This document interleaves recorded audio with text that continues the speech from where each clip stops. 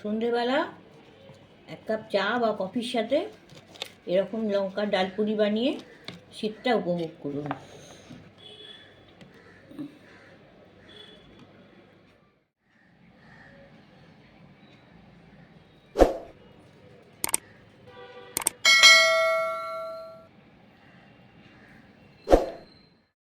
পুরের জন্য এখানে 100 গ্রাম ছোলার ডাল নিয়েছি। ডালটাকে ভালো করে ধুয়ে এটাকে সেদ্ধ করে নেব। ডালটাকে পুরোপুরি গলাবো না, ডালটা হাত দিয়ে টিপলে ভেঙে যাবে, এরকম অবস্থায় নামিয়ে নেব। ডালটা সেদ্ধ হয়ে গেছে, আমি এবার একটু চেক করে নিচ্ছি। ডালটা ভেঙে যাচ্ছে আঙুল দিয়ে টিপলেই, এটা আমার হয়ে গেছে। এইরকমভাবেই সেদ্ধটা করতে হবে। ডালটা একবার ফুটলে তারপরে 5-7 মিনিট কম আঁচে সেদ্ধ করলেই এই ডালটা এইরকম পজিশানে এসে যাবে। এবার আমি এটা ওভেন থেকে নামিয়ে নিচ্ছি, নামিয়ে ঠান্ডা করে নেব, ঠান্ডা করে পিষে নেব। লঙ্কা ডালপুরি বানানোর জন্য এই লঙ্কাগুলো আমি নিয়েছি, একটু বড় সাইজের লঙ্কা। এগুলো বাজারে একটু খোঁজ করলেই পাওয়া যাবে। এগুলোকে আমি মাঝখান থেকে চিড়ে একটা ছুরির সাহায্যে ছিঁড়ে নিচ্ছি। এতটা মতন চিড়ে নিয়েছি। পেটটা চিড়ে নিয়ে এর ভেতর থেকে যে লঙ্কা বীজগুলো রয়েছে সেগুলোকে আমি বার করে নেব। যতটা পারবেন বার করে দেবেন, কেননা এই লঙ্কা বীজগুলো খুব একটা ঝাল নেই, চামচে দিয়েও বার করা যায়, আবার আপনি ছুরি দিয়েও বার করে নিতে পারেন। বার করে নিয়েছি। এবার এর ভেতর আমি পুরগুলো পুরব। এইভাবে মিহি করে পিষে নিয়েছি। এবার এর সাথে কিছু উপকরণ মিশিয়ে নেব। স্বাদ মতো নুন দিয়ে দিচ্ছি, সামান্য একটু হলুদ দিচ্ছি, 1 চা চামচ ক্রাশ করা গোলমরিচ দিচ্ছি, 1 চা চামচ আদা দিচ্ছি, আদাগুলো গ্রেট করা আদা, একটু ঝালের জন্য মিহি করে কুচোনো কাঁচা লঙ্কা 1 চা চামচ, 1 চা চামচ চাট মশলা দিচ্ছি, টক মিষ্টি স্বাদের জন্যে 1 চা চামচ চাট মশলা দিয়েছি, 1/4 চা চামচ হিং দিয়ে দিচ্ছি। এবার এগুলোকে সব একসাথে মিশিয়ে নেব।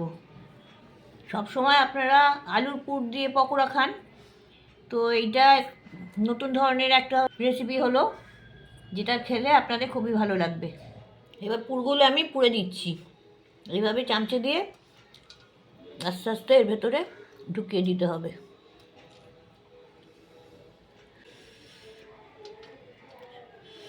এইভাবে চামচে দিয়ে একটু ঠেসে ঠেসে পুড়ে দেবেন।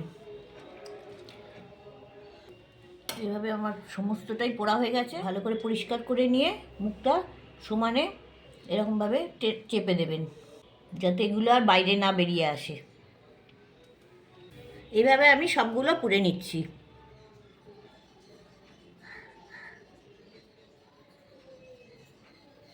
এটা গুলে নিচ্ছি।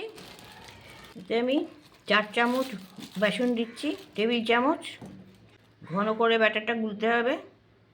3, 4 চামচ বেসন দিলাম, 2 টেবিল চামচ ময়দা দিচ্ছি,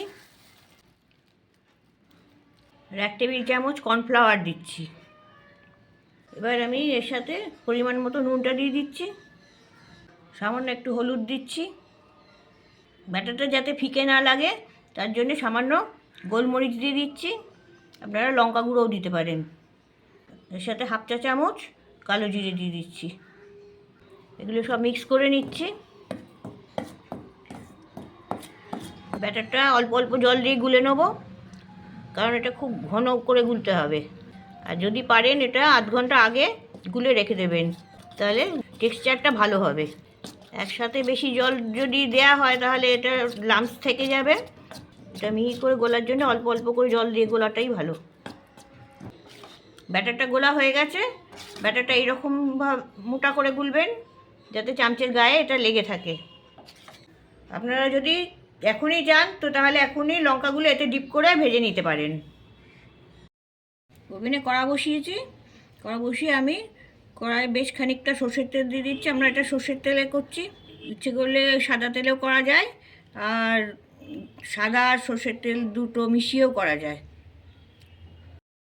তেলটা খুব ভালো করে আমি গরম করে নিচ্ছি। তেলটা গরম হয়ে গেছে, আমি ওভেনের আঁচটা একটু কমিয়ে দিচ্ছি, এত গরম তেলে দিলে পুড়ে যাবে তাড়াতাড়ি। এবার আমি লঙ্কাগুলো ব্যাটারে কোট করে ভেজে নিচ্ছি। আর এটা যখন আমি কড়াই দেব তখন এই যে দিকটা কাটা আছে সেই কাটা মুখটা নিচের দিকে, কড়ার নিচের দিকে থাকবে।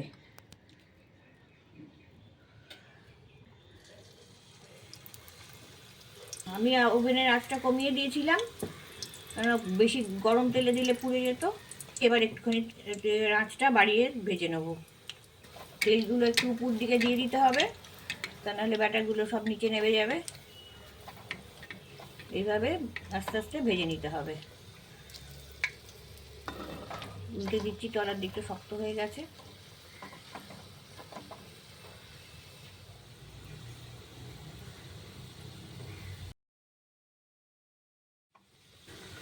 এগুলো একটু ঘুরিয়ে ঘুরিয়ে ভেজে নিতে হবে যাতে লঙ্কাটা না পুড়ে যায়। লালচে রং ধরে গেছে, এবার আমি এটা তুলে নিচ্ছি।